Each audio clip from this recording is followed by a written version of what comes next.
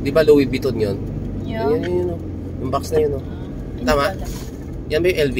Yan yata. Pero hindi, meron yung iba kasi na hindi LV. Ano yun, no? Meron nga yung ibang hindi LV, pero mukhang LV. Diretso tayo, di ba? Ewan ko lang. Uy.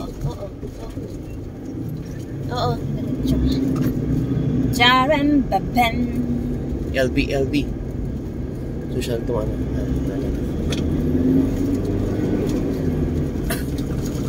Ito, Louis Vuitton, no? Kung tama ako, tama, Louis Vuitton? Wait lang, lapitan mo. LV? Hindi? Oo. LV? Wow. Saan ako ayaw? LV. Yan mga kapatid, nakikita na kayo ng delivery box na Louis Vuitton. Ito. Ayan. Wow naman. Astig, shoutout sa'yo, sir.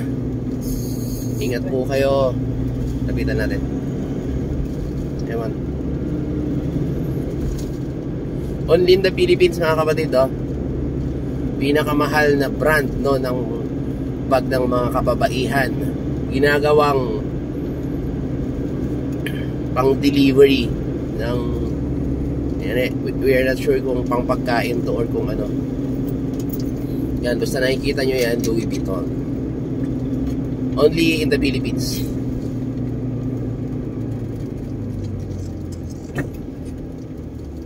Parang tok-tok yung kulay niya. Kulay yellow sa loob.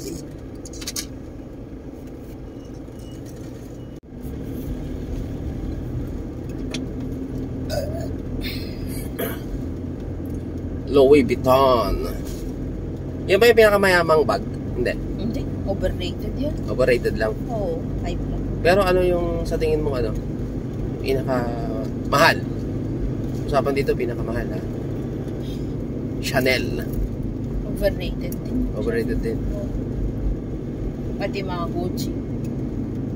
Hina-hype ng Hermes. Hermes. Hermes. Mahal Hermes.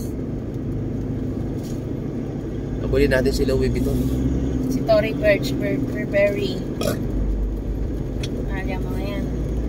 Underrated yung mga yan. Hindi hype. Kagaya ng mga LV. LV, Gucci, Chanel. Hype yan. Pero yung quality ng bags nila, mas maganda yung quality ng nila. Ilabas ko nga yung bag kong isa lang.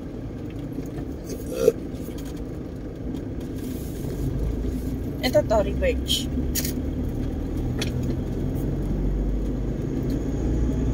Yung Burberry. Yung pinakita ko, yung bag natin, yung bag collab nung unang nag-meet tayo.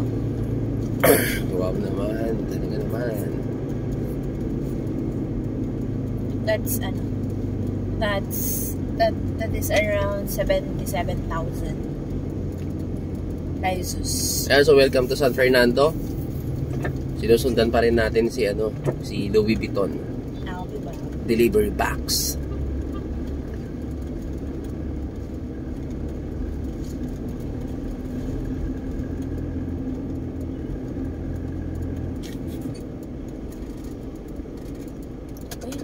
Na ganito na. Wait, paano eh? Ay, hindi. Ito na yun. Ayun o. No entry.